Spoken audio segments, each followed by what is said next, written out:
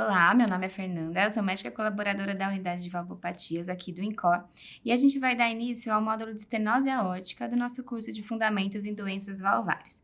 Então, aqui a gente vai iniciar com o tema de etiologia e fisiopatologia. Em primeiro lugar, comentando um pouco sobre a epidemiologia da estenose aórtica, a gente sabe que 12% da população acima de 75 anos de idade apresentam estenose aórtica.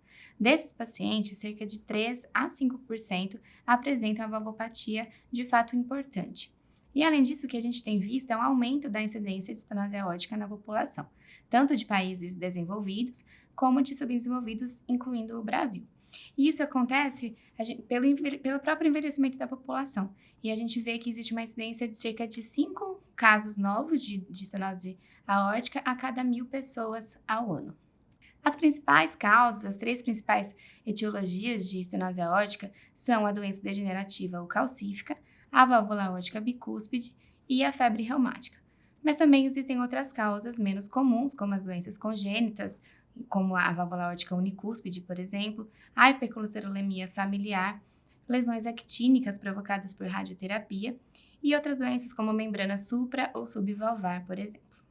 No caso da estenose aórtica degenerativa, que é hoje a causa mais frequente de estenose aórtica em adultos e idosos, a gente vê que existem alguns fatores de risco cardiovasculares associados que ocorrem simultaneamente nesses pacientes. Então, a própria idade avançada, a obesidade, a presença de hipertensão arterial, síndrome metabólica, a dislipidemia, o tabagismo e a disfunção renal, principalmente a doença renal crônica. E aqui, quando a gente fala sobre a fisiopatologia, né, sobre o desenvolvimento da estenose aórtica, a gente pode dividi-la em alguns estágios. Então, o primeiro estágio seria aquela pessoa que está sob risco de desenvolver a estenose aórtica. Então, é aquela pessoa que tem uma genética favorável, uma genética que predispõe ao desenvolvimento da estenose aórtica, a presença de uma morfologia valvar que confira um risco. Então, nesses casos, as válvulas que já têm alguma alteração morfológica, como no caso da válvula bicúspide ou unicúspide, por exemplo, o sexo masculino, a idade avançada e a presença desses fatores de risco que eu acabei de comentar, como a síndrome metabólica, o tabagismo e a doença renal.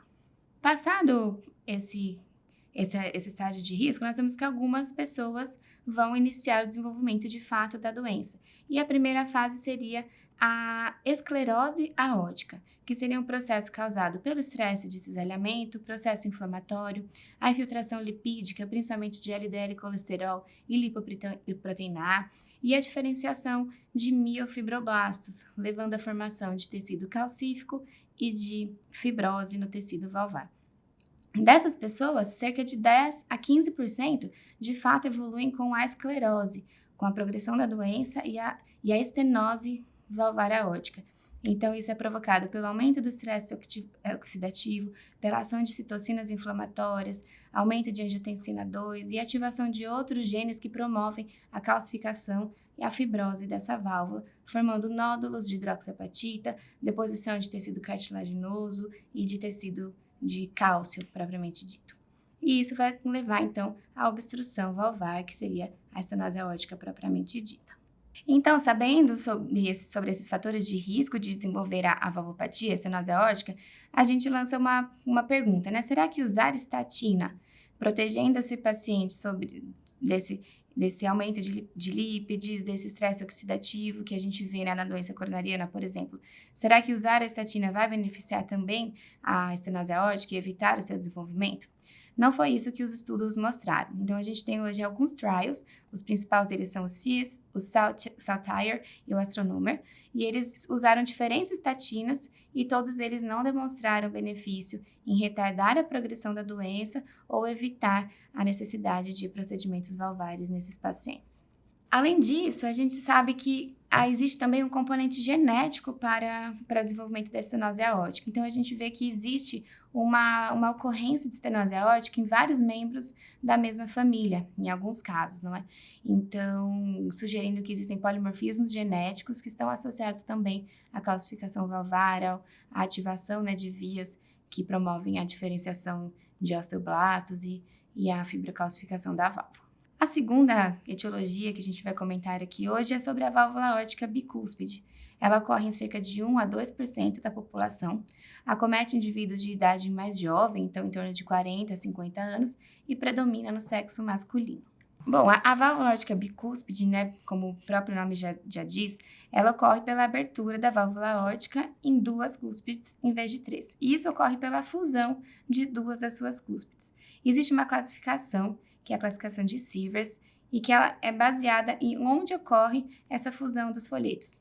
O mais comum é o Sievers 1, e principalmente na fusão entre as cúspides coronarianas direita e esquerda, que ocorre em 70 a 80% dos casos, seguida pela fusão das cúspides coronarianas direita e não coronariana, em 20 a 30% dos casos. E raramente ocorre a fusão entre as cúspides coronariana esquerda e a cúspide não coronariana. E por o que acontece, né, na válvula aórtica bicúspide? Por que ela evolui com fibrocalcificação, com esclerose e ainda mais precocemente do que na válvula normal? Isso ocorre porque a válvula bicúspide promove uma alteração na sua abertura, isso gera um turbilhonamento do fluxo sanguíneo e acelera esse processo degenerativo da válvula aórtica. Além disso, é muito comum haver um fechamento incompleto da válvula, levando também a algum grau de insuficiência aórtica. Existem algumas doenças associadas também à válvula aórtica bicúspide, então são comuns as doenças da aorta, principalmente com a dilatação da aorta ascendente, que é provocada por uma degeneração acelerada da camada média da aorta. Isso ocorre de forma independente da lesão valvar, então eu posso ter uma doença da aorta sem ter uma estenose aórtica ou uma insuficiência aórtica importante, por exemplo. E, além disso, ela confere um risco de dissecção de aorta 5 a 9 vezes maior do que na população geral. E outra doença que pode vir associada, né, à válvula aórtica bicúspide é o prolapso da válvula mitral com insuficiência mitral associada. Bom, e a terceira etiologia mais frequente de estenose aórtica é a febre reumática, ainda muito presente aqui no Brasil e em outros países subdesenvolvidos. E nesse caso, o processo inflamatório ele é predominante na fisiopatologia da estenose aórtica. E ele é decorrente de episódios recorrentes de febre reumática aguda e também de um processo autoimune crônico contra o aparato da válvula aórtica. Então, ocorre a deposição de tecido fibroso e de nódulos calcificados sobre os folhetos, gerando uma adesão e fusão das comissuras valvares e provocando, então, um enrijecimento e a retração das bordas livres desses folhetos. Então, esse processo todo ele vai levar à estenose, à esclerose e à estenose valvar aórtica e, frequentemente, também está associado a algum grau de insuficiência aórtica por promover também um defeito no fechamento dessa válvula. E, além disso, na maioria dos casos, há um envolvimento da válvula mitral, que pode ser concomitante ou não. E aqui agora eu vou comentar um pouquinho sobre a fisiopatologia da estenose aórtica no sentido de como é a evolução da doença, quais são as repercussões para o coração, para o ventrículo esquerdo, especialmente com o decorrer dos anos naquele paciente que já possui a estenose aórtica. Então, o que a gente percebe? Que a estenose aórtica ela promove um aumento excessivo da pós-carga sobre o ventrículo esquerdo. E isso vai levar primariamente a uma hipertrofia concêntrica do ventrículo esquerdo, com aumento da massa de miócitos, com uma hipertrofia ventricular. Mas, a princípio, inicialmente, existe uma preservação da sua função sistólica. Entretanto, esse aumento da massa de miócitos, junto com algum grau de fibrose, leva a uma disfunção diastólica, com uma diminuição da complacência do ventrículo esquerdo. E quando a gente une essa disfunção diastólica com redução do tempo diastólico, aumento da pressão diastólica no ventrículo esquerdo, junto com uma redução da pressão na aorta por conta dessa obstrução fixa ao fluxo de sangue promovido pela estenose aórtica, e, além disso, um aumento da massa de miócitos, aumento da parede do ventrículo esquerdo, com consequente aumento da demanda de oxigênio, a gente resulta em por um lado, uma redução da pressão de perfusão coronariana, que ocorre na diástole, né? Junto com o aumento da demanda de oxigênio pelos miócitos, pelo miocárdio. E isso vai repercutir, então, com isquemia e, posteriormente, numa fase mais avançada da doença, com a disfunção ventricular. E um dado interessante que tem se notado é que existe uma diferença entre os sexos nessa evolução, nesse remodelamento, nessa resposta adaptativa do ventrículo. Então, em mulheres, aparentemente predomina uma hipertrofia ventricular esquerda concêntrica, com disfunção diastólica, e o estresse sistólico da parede do ventrículo esquerdo parece ser normal ou então é ligeiramente alterado.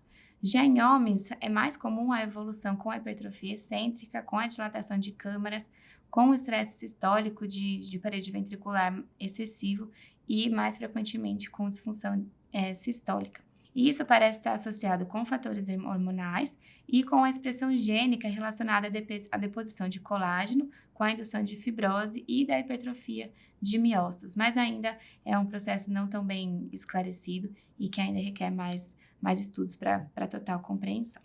Então é isso. Obrigada a vocês todos por me ouvirem até aqui. Até a próxima.